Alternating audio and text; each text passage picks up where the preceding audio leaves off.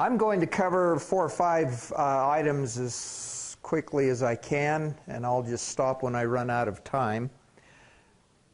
The Department of Ag has conducted about a dozen pesticide disposal programs over the years. We did have one again this year, and it was our record for product turned in to be disposed of. So I guess this is kind of an infomercial. Even though we've been doing it about every other year, every 2 or 3 years for a long time, there's still a lot of junk out there. We don't want your farms and warehouses and so forth looking like this. Oh, something got missed. Well, anyway, if you have things that you need to have disposed of, we're planning on doing it again in about 2 years. I do have some temporary storage here in the county that we can store some stuff in case you don't want it in your facility any longer. Just as another reminder, Furadan is just a fond memory now. Another topic I wanted to cover was pollinator safety. Up on the left you've got a honeybee, and on the bottom right you've got the leafcutter bees. Beekeepers have been taking a beating the last few years because of colony collapse disorder. And the last I read about it, researchers really aren't quite sure what causes it. They're thinking that it might be the effects of viruses that mites that infect the respiratory system of bees are bringing in, or possibly a combination of effects. As a general rule, farmers usually get the blame for any bees that die, whether they have anything to do with it or not. So I wanted to review a few things with you to stay in good graces of our county beekeepers. As a general rule, insecticides sprayed are the issue. There are a few fungicides that cause bees problems. Herbicides, the weed killers, are usually not an issue. Just common sense safety. Most of the labels for insecticides will say, do not spray when the crop is in bloom. And I think you guys always do a pretty good job with that, but sometimes we have weeds that are in bloom or on the fence lines and ditch banks that could be an issue. So as a general rule, to keep the beekeepers happy with us, we would encourage you to continue to spray in the late evenings or the early mornings before the bees are up and active. Leafcutter bees, blue orchard bees get going a little earlier in cooler temperatures than our honeybees do. 7 is a pretty hazardous insecticide to use, so if you choose to use it, think about what is around your farms. If you know you have 40 or 60 boxes or a couple boxes of bees next door and you're going to use an insecticide, you may want to consider getting hold of the owner of the bees. Beekeepers are required to post contact information on the bee boxes. They can be contacted if you do not know who they are. 52 degrees is about the threshold where a honeybee starts to get going. And most of the insecticides, if they have 24 hours on the crop, they are not considered hazardous to bees.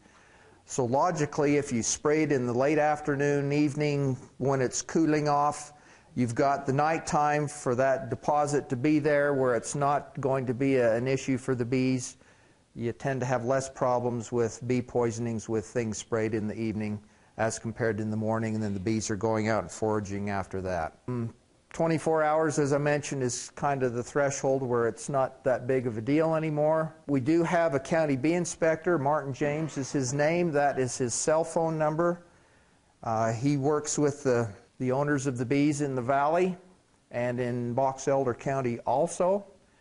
And if you have bees near your property and you think you might have a situation where you need to have the bees moved or at least make a contact, if that information is not posted in or on the boxes, you can call Martin, have him come out and try to figure out who they belong to, determine ownership, and make a contact there. Okay, I wanted to talk about protective clothing and the toxicity of some of the things that we use in the agrochemical business. The things that you spray are poisonous. They are designed to kill things. Our bodies are closer related to an insect than they are a weed. So insecticides are probably the biggest issue with us. through your exposure of using these sprays year after year for decades, there's two types of exposure effects. The first is the acute, which means that something may happen to you health-wise while you are doing the spraying or shortly thereafter. And then you have a chronic problem that may show up 10, 20, or 50 years later. Some of the effects with the acute poisoning are just typical flu symptoms or possibly dehydration, sunstroke type of things. We may have these issues and think we're just catching the flu or just having a problem, and it's not relating to what we're doing. Chronic effects are usually cancers or birth defects or something that happens in later parts of our life or future generations.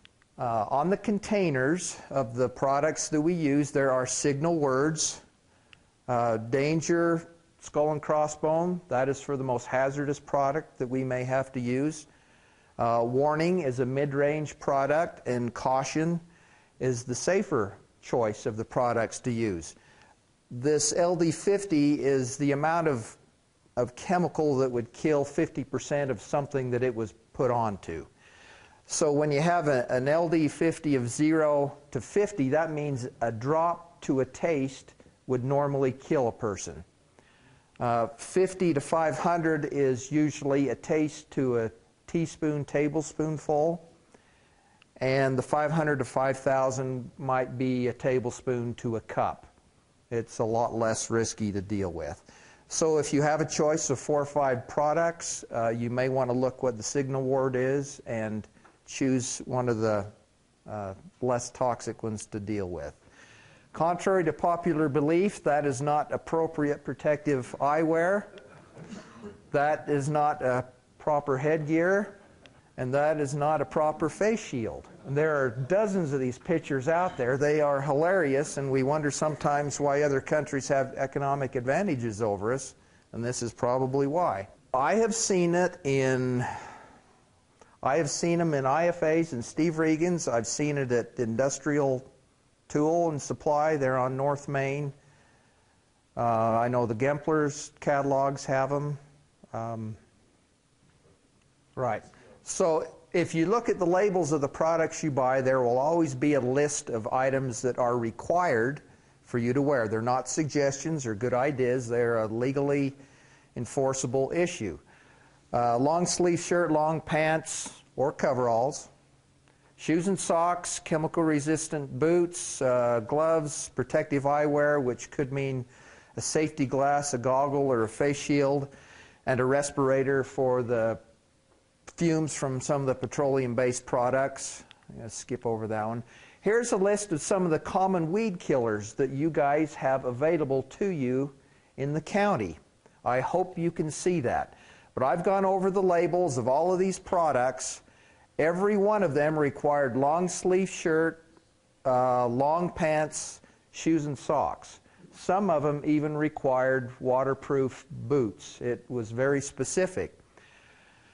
Most of the products required a chemical resistant and or a waterproof glove. The 2,4-D containing products all required some type of protective eyewear. And maybe you don't know, the labels of products containing 2,4-D will say causes irreversible eye damage. Now, why would anybody want to risk having a glug hit them in the face and causing blindness when they are told to wear something to protect their eyes?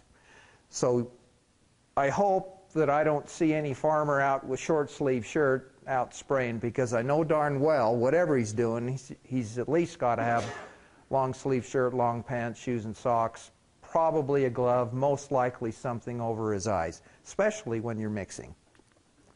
When you deal with the insecticides, same requirements all the way through. Long sleeve shirt, long pants, shoes and socks, gloves, eye protection on some, but not as many as the weed killers that you guys use. But respirators are in there, sometimes an apron. When you're holding a 2.5 or 5 gallon jug and it's going glug, glug, glug, and you happen to have some splash in your lap, that tends to be one of the more absorptive regions of the body. And that's why some of them require some kind of a waterproof shield there to keep you from glugging it on yourself. Record keeping requirements. One thing I don't believe I'll go here. I'm going to run out of time. A year ago, we made it a lot easier for private applicators, for the farmers and ranchers, to get and maintain a private applicator spray license. With those changes, you only need to have 6 hours of continuing education credits to renew that license. One of those credits needs to be in a law emphasis, one in safety, and one in use. And then the 3 just in one of those categories. Today's 3 hours are in use. If you get close to having enough credits to renew the license, but you're short 1 or 2, you can always pick up some things in my office that would get you there. Another thing, you do not have categories on your licenses anymore unless you are an aerial applicator or are previously licensed in the fumigation category. Licensed to buy and use fumitoxin and phostoxin. And the fumigation category and the aerial category, you still have to test for to have it on your license. Otherwise, your license automatically includes vertebrate, rodent products, aquatic products, anything ag and crop use. Because of the issue with those 2 little girls getting killed in Layton by the phostoxin, the fumitoxin, this past summer, there's a lot of money being thrown at regulatory agencies to monitor that closer. Those of you that have that fumigation category 13 on your license still, if you haven't been contacted, you will be contacted for some type of review inspection by one of our people out of Salt Lake. What they are mainly looking for is that you have records of what you're doing and that your grain bins are being properly placarded and that you have some type of a safety management plan in place, which is, in a nutshell, it's basically telling somebody in your business or your family where you are, what you're using, and where to come and find you if you don't show up at the appropriate hour. So they're after a safety thing. So review what you're doing if you still deal with the fumigants. Record keeping for private applicators, you still need to have records of the restricted use that you use, dates, names, registration numbers, how much you use, where it's put down, total area treated, locations, methods of doing that, and your name and address and license number is part of that record, and we do still have folks that will come out and pester you every so often to make sure that you are keeping records. USDA wants you to be able to show what you've done on your farm within 2 years of the use of certain products, and that's the purpose of this record. I better shut down. Any questions or comments?